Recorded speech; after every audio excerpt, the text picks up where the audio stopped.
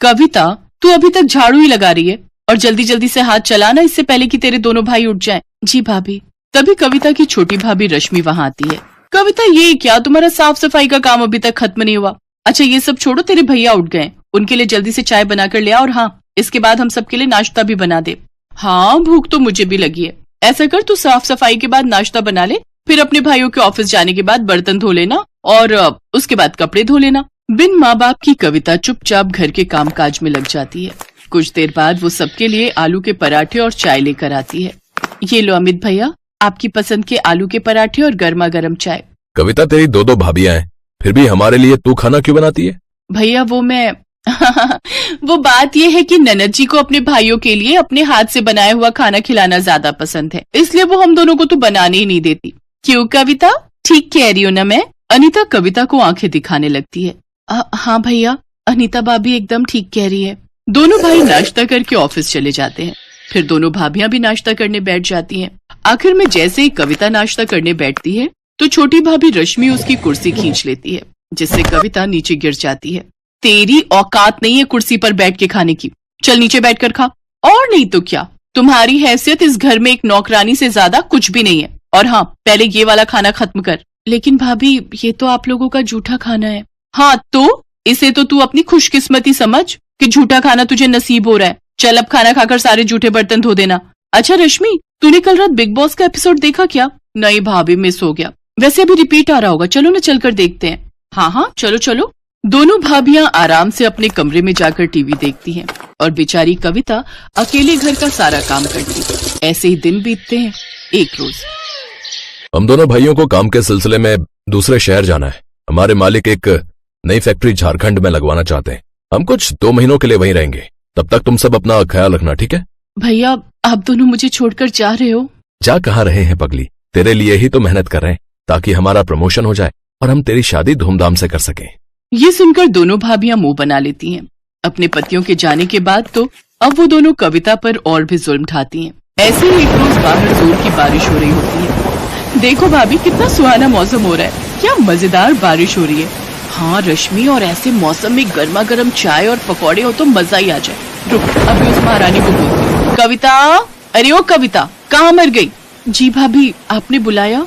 वो मैं कपड़े उठाने गई थी। अच्छा ठीक है, चल अब जल्दी से हमारे लिए गर्मा गर्म चाय और पकौड़े बना कर ले आ। जी भाभी। कविता रसोई में जाकर पकौड़े बनाने लगती है। कुछ देर, हे राम, कहीं मैं पकौड़ों में नमक डालना तो नहीं भूल गई, एक चक्कर देखती हूँ। कविता जैसे ही एक पकौड़ा चखने लगती है तभी वहाँ उसकी छोटी भाभी रश्मि आ जाती है और वो उसे एक जोरदार थप्पड़ मारती है। बदतमीज, हमें जूठा खिलाती है, आज तो तू देख तेरी खैर नहीं। ये कहकर रश्मि उसे खूब मारती है। आवाज सुनकर अनीता वहाँ आती तो डर के मारे कविता अपनी बड़ी भाभी के पीछे छुप जाती है। भाभी मुझे बचा लीजिए। अब बस भी कर रश्मि, अगर ये मर गई तो हमें जेल में सारी उम्र बितानी पड़ेगी। एक काम करते हैं, इसे घर से निकाल देते हैं, नहीं तो पता चले हमारे पति जो भी कमा रहे हैं वो आकर इसकी शादी में उड़ा दें। हाँ, ये तो मैंने सोचा ही नहीं, ये बात ठीक कही आपने। दोनों भाभियां बेचारी ननद को धक्के मारकर बाहर निकाल देती हैं। बाहर तेज बारिश हो रही थी। भाभी मुझे घर से मत निकालो, इस बारिश में आखिर मैं कहाँ जाऊंगी। लेकिन वो उसकी एक नहीं सुनती और उसे घर से निकाल देती है। कविता बारिश में बचते हुए एक पेड़ के नीचे खड़ी हो जाती है और सारी रात उसी पेड़ के नीचे बैठकर रोती रहती है। ऐसे ही अगली सुबह हो जाती है। कविता को भूख लगने लग जाती है। बहुत भूख लगी है, ये सोचकर कविता कुछ खाने के लिए ढूंढते हुए सड़क की ओर आती है। ठेलों पर जाकर कुछ न कुछ मांगती है, लेकिन कोई भी उसकी मदद नहीं करता। कुछ देर बाद वो एक बूढ़े बाबा के ठेले पर पहुंचती है जो कि पकौड़े बनाकर बेच रहा था। वो उसके सामने रोते हुए कहती है, बाबा मैं कल से भूखी हूँ, मुझे बहुत भूख लगी है, मुझे ये थोड़े से पकौड़े दे दो, लेकिन मेरे पास पैसे नहीं है। उस बूढ़े व्यक्ति को कविता पर तरस आ जाता है और वो कुछ प्याज के पकौड़े चटनी के साथ उसे खाने को दे देता है। कविता को उन पकौड़ों को देखकर वो बात याद आ जाती है कि कैसे एक पकौड़े के पीछे उसकी भाभी ने उसे घर से निकाल दिया। क्या हुआ बेटी, तुम रो क्यों रही हो? अभी तो कह रही थी कि बहुत भूख लगी है।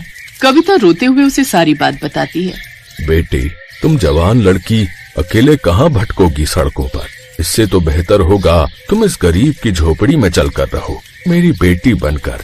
ऐसे कुछ दिन बीत जाते हैं। अब कविता उस बूढ़े बाबा के घर पर रहकर उसके खाने का ध्यान रखती, लेकिन एक रोज बूढ़े बाबा की तबीयत खराब रहने लगी, इसलिए अब उनकी जगह कविता उनके पकौड़ों का ठेला संभालने लगी। अब कविता उस ठेले पर प्याज के साथ मिर्च, आलू, पालक और गोभी के पकौड़े भी बनाकर बेचने लगी, जिससे उसके ठेले पर ग्राहकों की भीड़ काफी बढ़ गई। गर्मा गर्म पकौड़े खाने के लिए अब उसके पास लोगों की लाइन लगना शुरू हो जाती है। आइए आइए, गर्मा गर्म प्याज, आलू, पालक और मिर्च के पकौड़े खाइए। तभी मौसम सुहाना हो जाता है और इस सुहाने मौसम में भला कौन इतनी वैरायटी के पकौड़े नहीं खाना चाहेगा।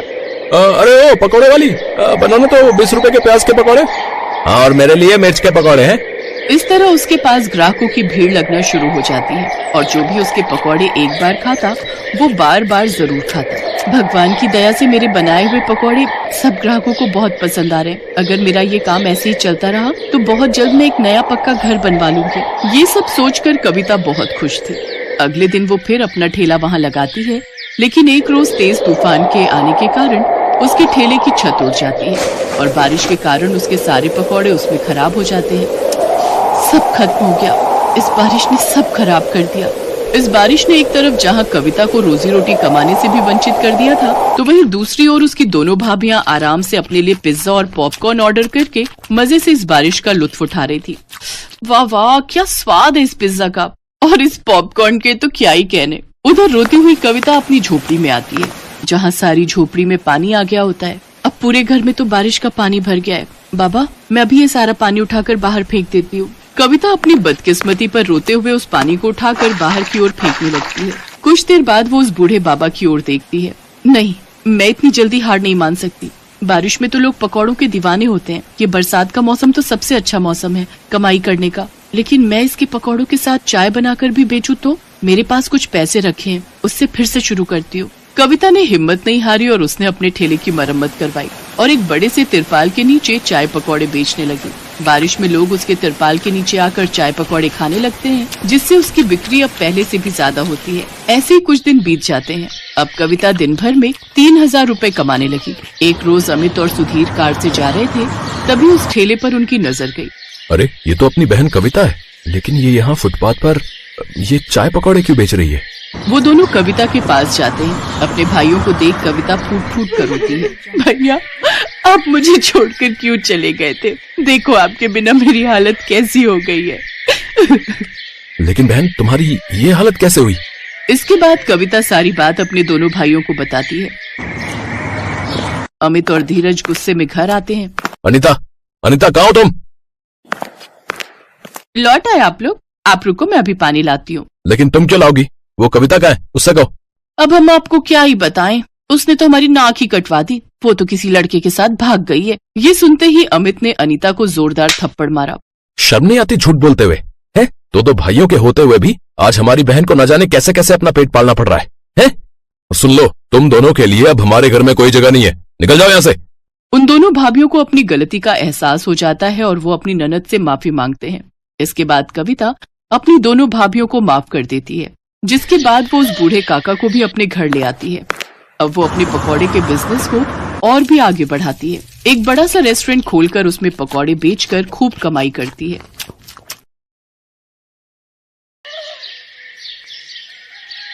मनोहर पानीपुरी का ठेला चलाता था। उसकी एक 4 साल की बेटी थी और पत्नी शोभा दोबारा गर्भवती थी। मनोहर का परिवार बढ़ रहा था। इसी चिंता में वो ज्यादा मेहनत करता था। सुबह जल्दी उठकर पानीपुरी बनाने की सारी तैयारी करके मनोहर जल्दी ही काम पर निकल जाता था और शाम तक ठेले पर पानीपुरी बेचता था। मनोहर की पानीपुरी लोगों को बहुत पसंद थी, इसलिए ग्राहक भी आ ही जाते थे। मनोहर, पानीपुरी खिला भाई। आटे की या सूजी की भैया जी? दोनों तरह की खिला दे। है भाई, तेरी पानीपुरी खाने में इतनी स्वादिष्ट होती है कि मजा आ जाता भाई। हाँ मनोहर भैया, 40 रुपए की पानीपुरी पैक कर देना। पानी थोड़ा ज्यादा कर देना। अभी कर देता हूँ। आने जाने वाले लोगों की नजर मनोहर के ठेले पर पड़ ही जाती थी और पानीपुरी तो एक ऐसी चीज है जिसे देखकर मुंह में पानी आ ही जाता है। इसलिए लोग उसके ठेले पर रुककर पानीपुरी खाते और आगे बढ़ते। पर कुछ दिनों से मनोहर के ठेले पर भीड़ आनी कम हो गई थी, क्योंकि मानसून आ गया था और रोजाना ही तेज बारिश आ जाती थी। इसलिए लोग सड़क पर कम रुकते थे। बिक्री पर असर होने से मनोहर की रोजी रोटी पर भी असर पड़ा था। ये लो, रोटी खा लो। शुभा, क्या बात है? चिंता में दिखाई दे रही हो। पूजा कहाँ है? दिखाई नहीं दे रही? वो पड़ोस वाली माला के घर खेलने गई है। वो शरद बाबू आए थे, मकान का किराया मांग रहे थे। बोल रहे थे 15 दिन ऊपर हो गए हैं, उन्हें अगले हफ्ते तक किराया चाहिए, नहीं तो हमें ये घर खाली करना पड़ेगा। उन्हें हमसे ज्यादा किराया देने वाले किराएदार मिल रहे हैं। अरे तू चिंता मत कर, इस हालत में तू चिंता करेगी तो बच्चे पर भी असर पड़ेगा। मैं शरद जी को कल बोल दूंगा, वो मुझे कुछ दिन की मोहलत और दे देंगे। मनोहर शोभा को तसल्ली दे देता है, पर वो खुद ही बहुत परेशान था, क्योंकि उसी शाम जब वो काम से लौट रहा था तो लोगों में बारिश और तूफान को लेकर चर्चा बनी हुई थी। अरे मनोहर, तुमने सुना क्या? मौसम विभाग का कहना है कि अगले 4 दिनों तक भीषण तूफान और बारिश के संकेत हैं भैया। सड़कों पर पानी भरा रहेगा, इसलिए हम सब ने तो सोचा है कि कुछ दिन घर से ही ना निकले। तुम ठीक कह रहे भैया, 2-4 दिन अब घर पर ही जाएंगे। वैसे भी मेरी अच्छी खासी बिक्री हो जाती है, पर डर भी तो है बारिश में अगर बाढ़ आ गई तो, सड़कों पर पानी भर गया तो, है घर नहीं लौट पाए तो। मैं तो सोचकर ही घबरा रहा हूं भैया। चलो भाई चलो, समय से घर चलते हैं भैया। मनोहर उस शाम को हुई इस बात के बारे में सोच सोच कर करवट बदल रहा था। उसे समझ नहीं आ रहा था कि वो अगले दिन जाए या नहीं, पर उसे मकान का किराया भी चुकाना था, इसलिए वो मकान मालिक शरद से बात करने जाता है। शरद जी, मैं अगले महीने तक आपको किराया दे दूंगा। अभी बारिशों का सीजन है तो काम बिल्कुल भी नहीं है। देख मनोहर, मैंने घर किराए पर देने से पहले ही ये शर्त रखी थी कि मुझे किराया समय पर चाहिए, पर तू हर बार ही किराया लेट कर देता है। अब मैं और देर नहीं कर सकता। तू अगले 2 दिन तक मेरा किराया दे दे, वरना घर खाली कर दे। मेरे पास इतना टाइम नहीं है कि तेरे से बात करूं, मुझे काम से जाना है। मनोहर चिंता में घुला घर लौट आता है। उसके पास कोई और चारा नहीं था, इसलिए वो अगले दिन फिर से पानी पूरी का ठेला लेकर काम पर जाने लगता है। पड़ोस की सुनीता भाभी कह रही थी कि अगले 2 दिनों तक बहुत बारिश होने वाली है, आप 2-3 दिन काम पर ना जाओ तो अच्छा है। शोभा, मैंने शरद जी से बात की थी, वो नहीं मान रहे हैं। उन्हें अगले 2 दिन में किराया चाहिए, इसलिए मुझे पानीपुरी का ठेला लगाने जाना ही होगा। मनोहर घर से निकल पड़ता है। वो ठेला लेकर जब अपनी जगह पर पहुंचा तो उसने देखा आज बहुत कम ठेले वाले खड़े थे। उसे पता था कि सबने पहले ही मना कर दिया था, इसलिए सब 2-3 दिन घर पर ही रहेंगे। मनोहर अभी अपना ठेला तैयार कर ही रहा था कि अचानक तेज बारिश शुरू हो गई और बारिश लगातार तेज होती जा रही थी। मनोहर का पूरा ठेला बारिश के पानी से भीग चुका था। उसका बहुत नुकसान हो गया था। हे भगवान, कितना नुकसान हो गया। सोचा था आज थोड़ी कमाई हो जाएगी तो किराए के थोड़े पैसे देकर शरद जी को संभाल लूंगा, पर अब क्या करूं? आज तो 1 पाई की भी कमाई नहीं हुई। अब तो वापस घर जाने के सिवा कोई रास्ता नहीं। घर ही चला जाता हूं। बारिश का पानी सड़कों पर भर रहा है, अगर कुछ देर और रुका तो यहीं फंस जाऊंगा। मनोहर अपने ठेले को अभी लेकर जा ही रहा था कि अचानक से एक गाड़ी तेजी से आती है और सड़क पर फिसलती हुई एक पेड़ से टकरा जाती है। अचानक हुए ऐसे हादसे से मनोहर दंग रह जाता है। वो देखता है कि गाड़ी एक महिला चला रही थी और बराबर में उसके एक छोटी बच्ची बैठी हुई थी। महिला की ज्यादा चोट आई थी और वो बेहोश हो गई थी। बच्ची को खरोंचे आई थी और वो दर्द से रो रही थी। मनोहर उनके पास जाता है और रोती हुई बच्ची को गोद में उठा लेता है। लोग उसका साथ देने से मना कर देते हैं। हे भगवान, न जाने ये कौन है। चुप हो जा बिटिया, इसके तो हाथ पर चोट आई है। अगर इन्हें कुछ ही देर में अस्पताल नहीं ले गया तो अनर्थ हो जाएगा। ए भैया, जरा ऑटो रोको। ए भैया, आओ भैया, जरा गाड़ी रोको। कोई रोक ही नहीं रहा, कोई भी मदद करने को तैयार नहीं हो रहा है। मैं इन दोनों को इस हालत में यहाँ मरने के लिए नहीं छोड़ सकता। मेरी आत्मा इसके लिए कभी हाँ नहीं कहेगी। अब मैं क्या करूं? अब तो एक ही रास्ता बचा है। मनोहर को कुछ समझ नहीं आ रहा था। उस महिला की हालत गंभीर होती जा रही थी, उसके खून बह रहा था। मनोहर जल्दी से अपने ठेले का सामान उतारता है और बड़ी मुश्किल से उस औरत को अपने ठेले पर लिटाता है और बच्ची को भी साथ में ठेले पर बिठाकर बारिश में भीगता हुआ बड़ी मुश्किल से एक अस्पताल में पहुंचता है। उसे इस हालत में देखकर अस्पताल के डॉक्टर और नर्स जल्दी से उस महिला को एडमिट करते हैं। मनोहर उस रोती हुई बच्ची को संभाल रहा था। बच्ची के हाथ में चोट थी। मनोहर ने अपने मोबाइल से अपनी पत्नी शोभा को भी फोन कर दिया था ताकि वो परेशान ना हो। कुछ घंटों बाद महिला को होश आता है। वो अपने पति को फोन मिलाती है। कुछ देर बाद उसका पति हॉस्पिटल पहुंचता है और अपनी पत्नी और बच्चे की हालत देखकर घबरा जाता है। डॉक्टर, सुषमा कैसी है? ये सब क्या हो गया? सुषमा, मुझे तो लगा था तुम अपनी मम्मी के घर पहुंच चुकी होगी। रोहित, मैं घर से निकली थी तो बारिश नहीं थी। मैंने सोचा आराम से पहुंच जाऊंगी, पर अचानक पता नहीं क्या हुआ, मैं गाड़ी संभाल नहीं पाई। कीचड़ में वो फिसलती चली गई और उसके बाद तो मुझे होश ही नहीं था। रोहित, ये भैया बहुत अच्छे हैं। आज इन्होंने मेरी और स्वाति की जान बचाई है। आपकी वाइफ ठीक कह रही हैं। आज की दुनिया में ऐसी मदद कोई नहीं करता। हमने अपनी आंखों से देखा था। ये भैया बारिश में अपने ठेले पर आपकी पत्नी और बच्ची को हॉस्पिटल लेकर आए थे। मैं आपका एहसान किस तरह से चुकाऊंगा? आपने जो मेरे लिए किया है, उस एहसान के बदले में आपके लिए कुछ भी कर सकूं तो मेरे लिए बहुत बड़ी बात होगी। बाबूजी, ये तो मेरा धर्म है। अगर मुसीबत में पड़े लोगों की जिसने सहायता नहीं की तो वो इंसान ही क्या। रोहित को पता चलता है कि मनोहर पानीपुरी का ठेला चलाता है। वो देखता है कि मनोहर बहुत गरीब और मजबूर है, जो अकेले ही बड़ी मुश्किल से अपना परिवार चला रहा है। मनोहर भैया, अब आपको चिंता करने की कोई जरूरत नहीं है। आपका मकान का किराया भी भर जाएगा और आपके परिवार की परेशानियां भी दूर हो जाएंगी। आपकी अपनी पानीपुरी और चाट की दुकान होगी, जिसको खुलवाना मेरी जिम्मेदारी है। रोहित की बातें सुनकर मनोहर के चेहरे पर खुशी झलक आती है। कुछ ही दिनों में रोहित मनोहर को पानीपुरी और चाट की एक बड़ी और अच्छी दुकान खुलवा देता है। मनोहर को उसकी अच्छाई का फल मिल जाता है और उसकी सारी परेशानियां दूर हो जाती हैं।